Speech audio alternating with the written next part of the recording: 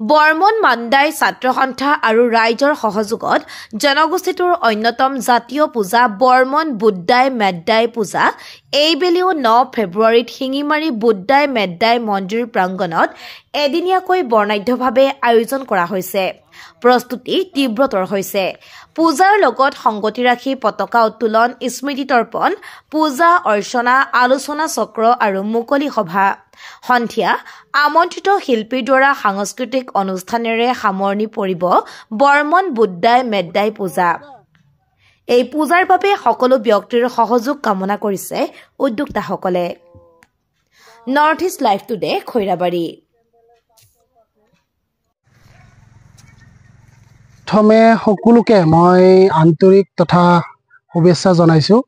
অহা ফেব্ৰুৱাৰী 9 তাৰিখ ৰবিবাৰে আমাৰ জাতীয় যি বুদ্ধাই মেদ্দাই পূজা, আৰু এই বুদ্ধাই মেদ্দাই পূজা হিচাপে আমি প্ৰত্যেক বছৰে যুগ যুগ ধৰি আমি আমাৰ জাতীয় যি উৎসৱ, এই উৎসৱটো পালন কৰি আহিছো বুদ্ধাই মেদ্দাই পূজা।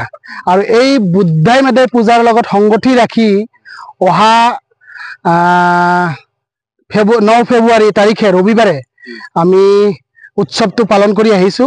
আৰু এই উৎসৱ অনুযায়ী আমাৰ এই উৎসৱৰ কাৰ্যসূচী হিচাপে ৰাতিপুৱাৰ পৰা আমাৰ কাৰ্যসূচী আছে। ৰাতিপুৱাৰ পৰা আমাৰ পৰিৱেশ নিকাকৰণ থাকিব 7 বজাত। 8 বজাত থাকিব পতাকা উত্তোলন। 8:30 বজাত থাকিব ভাস্কৰ বৰ্মন স্মৃতি তৰ্পণ। 9 বজাত থাকিব বুদ্ধাই মেদ্দাই পূজা উদযাপন আৰম্ভ হ'ব। 1 বজাত থাকিব আমাৰ আলোচনা চক্ৰ ও মুকলি সভা। আৰু মুখ্য অতিথি হিচাপে থাকিব আমাৰ সন্মানীয় অতি শ্ৰদ্ধাৰ বিটিআৰ মুৰব্বী প্ৰমোদ বড়ো ছাৰ ডাঙৰীয়া। আৰু বিশিষ্ট অতিথি হিচাপে থাকিব সন্মানীয় দৰং আৰু ওদালগুৰি লোকসভা সমষ্টিৰ সাংসদ দিলীপ শইকীয়া ডাঙৰীয়া। আৰু সন্মানীয় বিটিআৰৰ উপমুখ্য কাৰ্যবাহী সদস্য গোবিন্দ বসুমতাৰী ডাঙৰীয়া, EM ৰঞ্জিত বসুমতাৰী ডাঙৰীয়া, দাবৈচা বড়ো EM, আমাৰ খৈৰাবাৰী সমষ্টিৰ MCLA ভৱেন বড়ো। তো এনেকুৱা বিভিন্ন দল সংগঠন মাতিছোঁ। মুছলিম ছাত্ৰ সন্থাৰ পৰা আদি কৰি, নাথ যোগীৰ পৰা আদি কৰি, বেংগলী ফেডাৰেশ্যনৰ পৰা আদি কৰি বিভিন্ন দল সংগঠন আমি আমন্ত্ৰণ কৰিছোঁ। আৰু সেই মৰ্মে আমাক কথা দিছে আমাৰ যিটো প্ৰগ্ৰাম, ধুনীয়াকৈ প্ৰগ্ৰাম চলিব বুলি আমাক আশ্বাস দিছে।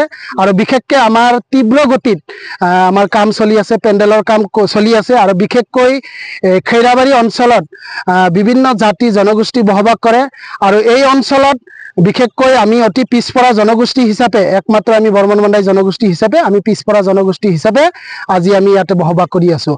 আৰু আমি ইয়াৰ যোগেদি আজি এই সভাৰ যোগেদি বা আমাৰ বুদ্ধাই মেদ্দাই পূজাৰ লগত আমি মেছেজ দিব বিচাৰিছোঁ যে আমাৰ যিটো উৎসৱ, এই উৎসৱটো যাতে অসমত যাতে বিয়পি পৰে। আৰু এই উৎসৱটো আমি জাতীয় উৎসৱ হিচাপে আমি পালন কৰি আহিছোঁ প্ৰত্যেক বছৰে।